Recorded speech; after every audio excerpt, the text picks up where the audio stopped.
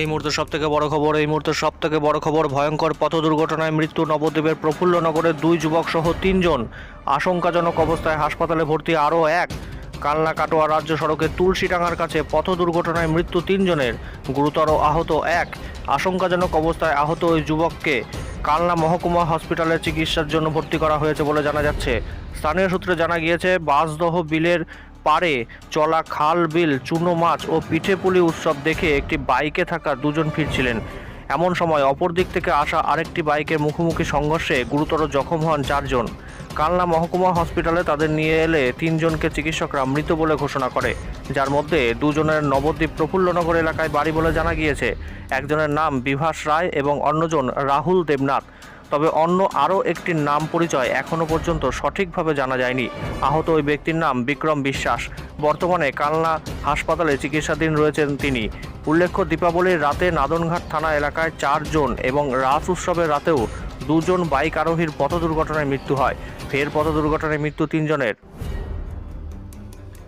আরেকবার জানাই, ভয়ঙ্কর পথ দুর্ঘটনায় মৃত্যু নবদ্বীপের প্রফুল্লনগরের 2 যুবক সহ 3 জনের, আশঙ্কাজনক অবস্থায় হাসপাতালে ভর্তি আরও এক।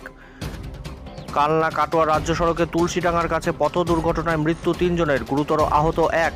আশঙ্কাজনক অবস্থায় আহত ওই যুবকের কালনা মহকুমা হসপিটালে চিকিৎসাধীন রয়েছেন। স্থানীয় সূত্রে জানা গিয়েছে, বাঁশদহ বিলের পাড়ে চলা খাল বিল চুনো মাছ ও পিঠেপুলি উৎসব দেখে একটি বাইকে থাকা 2 জন ফিরছিলেন। এমন সময় অপর দিক থেকে আসা আরেকটি বাইকে মুখোমুখি সংঘর্ষে গুরুতর জখম হন 4 জন। কালনা মহকুমা হাসপাতালে তাদের নিয়ে এলে 3 জনকে চিকিৎসকরা মৃত বলে ঘোষণা করে, যার মধ্যে 2 জনের নবদ্বীপ প্রফুল্লনগর এলাকায় বাড়ি বলে জানা গিয়েছে। একজনের নাম বিভাস রায় এবং অন্যজন রাহুল দেবনাথ।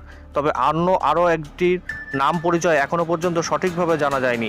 আহত ওই ব্যক্তির নাম বিক্রম বিশ্বাস। বর্তমানে কালনা হাসপাতালে চিকিৎসাধীন সে। উল্লেখ্য, দীপাবলির রাতেও নাদনঘাট থানা এলাকায় 4 জন এবং রাস উৎসবের রাতেও 2 জন বাইক আরোহীর পথ দুর্ঘটনায় মৃত্যু হয়। ফের পথ দুর্ঘটনায় প্রশ্ন উঠছে।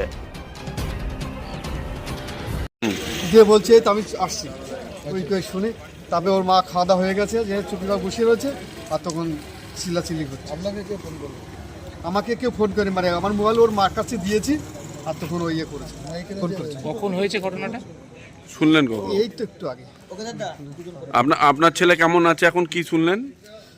এরা সবাই বলছে ভালো আছে বলছে, আমি তো ছেলে কোথায় গিয়েছিল? ওই খালবিল উৎসব মেলায়। আচ্ছা, ওর কলেজে পড়ে? ও কলেজে ভর্তি হয়েছিল, এখন পড়াশোনা বাদ দিয়ে দিয়েছে। আচ্ছা। আপনার নাম দাদা? অখিল বিশ্বাস।